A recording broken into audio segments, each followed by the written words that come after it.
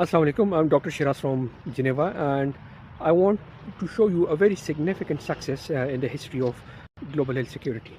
And that success is the establishment and running of the UNAIDS program.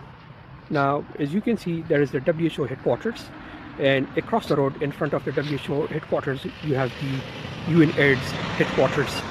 The UNAIDS was established in 1996 when the HIV/AIDS pandemic was on its all-time high.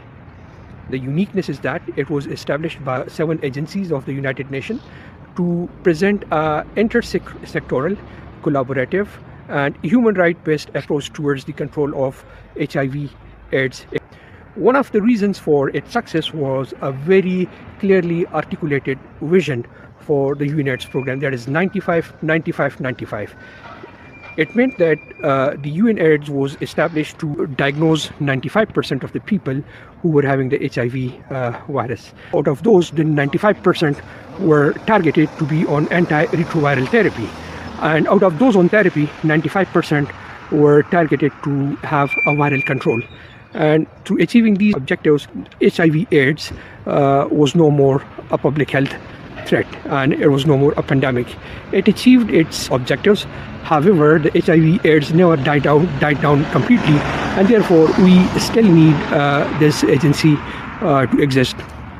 But not all the organizations remain to continue the same way, because the diseases, they change their patterns, the resources diminish over time, and sometimes the most strong proponents of an organization or a program, they have a fatigue at some point in time.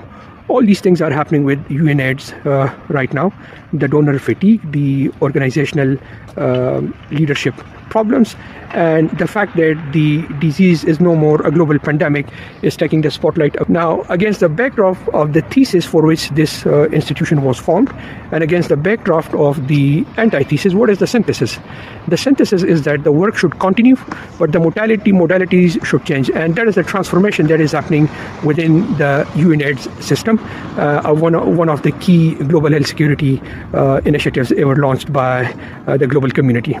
So most of the resources and operations are going towards the countries where the diseases are still a major public health problem, and moving the operations away from Geneva make it economically more viable, and it goes closer to the community where they are needed the most.